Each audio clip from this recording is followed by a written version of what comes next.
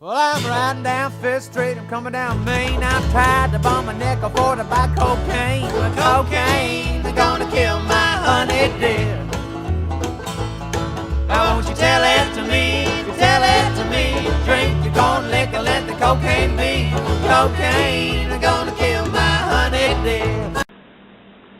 Welcome to Latte's High Mountain Cooking here on the Mountain and Crest Line in the Skyline neighborhood at 5,000 feet.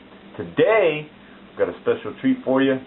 We're going to make biscuits. I'm going to show you how to make biscuits. Real simple. This is the easiest thing that you can make that provides you pretty much the most pleasure that you can get out of cooking.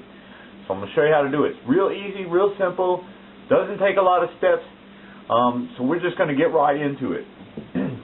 First, you're going to start out with 2 cups of self-rising flour. See that? Self-rising. It doesn't have to be gold medal. This is gold medal, but self-rising really helps because it has the baking soda in it and everything that you already need. So you're going to start out with 2 cups of the self-rising flour. I'm just going to go ahead and, what you're supposed to do, first of all, I almost messed up. You need to sift this out to make sure it gets nice and fluffy into your pan. There we go. You sifted that out. Now you want to add to that about a half a teaspoon of salt. Okay, so just a half a teaspoon of salt. If you do more than that, it'll be too salty, I guarantee you. But about half a teaspoon. We'll mix it up in there real good. Get it fairly even. Next step is 4 tablespoons of shortening. I happen to use Crisco. You don't have to use Crisco. Crisco's pretty good.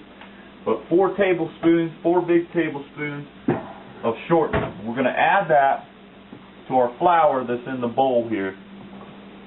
Watch as we go ahead and add that in. Alright. And what you're going to do, it's unconventional for a lot of you, but you're going to use your hands because the best way to cut the shortening into the flour is with your hands. That way you get an even texture. It comes out nice and evenly mixed throughout the flour of the shortening. What you're looking for is kind of like a gravelly situation with the shortening. You want it in gravel-sized pebbles surrounded by flour. And so what I'm doing with my hands right now is I'm just mixing it up really good, cutting it into the flour. And as you can see, I'm getting gravelly type texture down there. And that means that it's all mixed up even and well, just like we want it. So I'm going to go ahead and wash my hands. And then we're going to go into the next step of adding the milk to our biscuits. Here. Give me 1 minute. Get all the shortening off my hands. And you'll probably want to do that too. Some of y'all like walking around with nasty hands, so for those of you that don't like that, you don't have to wash your hands. What's a civilized folks would have to wash their hands. Okay. The next step is to our 4 tablespoons of shortening and 2 cups of flour. We're going to add 3/4 of a cup of milk. Now you don't have to use milk, you can use buttermilk, and buttermilk changes the flavor, makes it a little better. I don't happen to have buttermilk available today, but you can use it. So we'll add about half of the milk, maybe a little more, and go ahead and stir it with your spoon at first.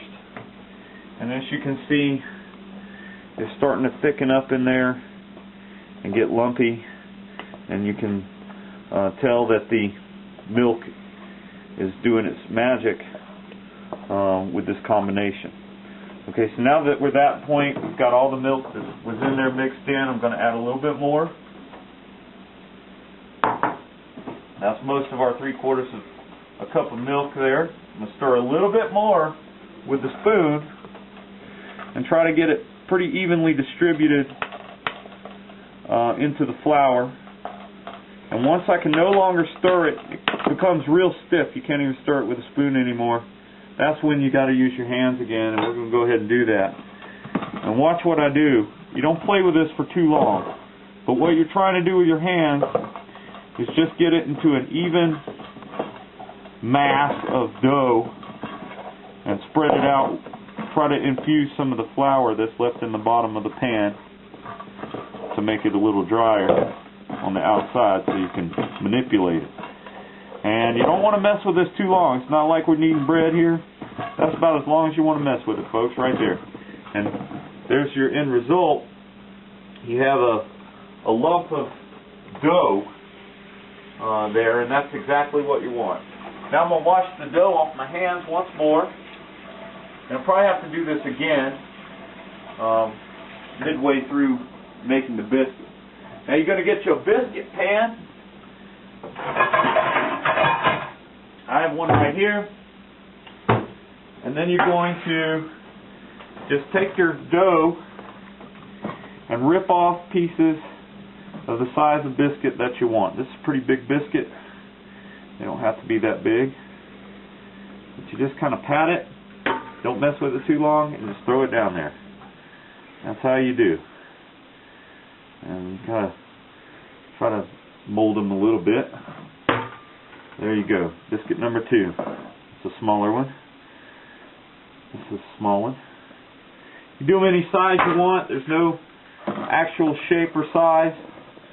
You just mold them how you want to. And don't pack them too tight, because you want your texture you're looking for in your biscuit is to be flaky and fall apart, because we're going to make some gravy to go along with this. But we're almost done with this process. It's only going to be a couple more minutes. As soon as I get the biscuits ready, we're going to throw them right into the oven. And I tell you what, that's just about the same amount of time to make canned biscuits. So there should be no excuse for you to have to make canned biscuits ever again after watching Latte's High Mountain Cooking and learning how to make biscuits. Okay, this one's not cooperating very good for us. We're going to add a little more flour to it. Just the last remaining little bit. And there we go. There's our biscuits ready to go in the oven, folks. You saw how easy that was? And we're putting it into a 425 oven for about 11 minutes. Now, here at elevation usually takes a couple more minutes, but I still do it at 11 minutes and then check them. Sometimes they're done, usually they're not. So we're going to go ahead. 425 is our oven. And we're sticking the biscuits right in. And we'll see you in about 11 minutes to eat some biscuits.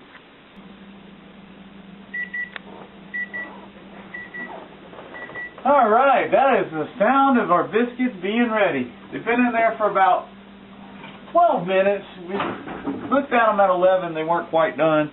And now they are done. These are our done, perfect country biscuits, how they used to make them down in the south. As you can see, our biscuit is nice and flaky and tender. It falls apart with very minimal effort, and it is very good. I thank you for learning how to make biscuits today with Latte's High Mountain Cooking, and we're going to sit down and enjoy ourselves a breakfast today. Thank you for watching. I sniffed cocaine before I died. I'd be sniffing cocaine if it took my life. Cocaine, gonna kill my honey dear. Won't you tell it to me? You tell it to me. Drink your corn liquor, let the cocaine be. Cocaine.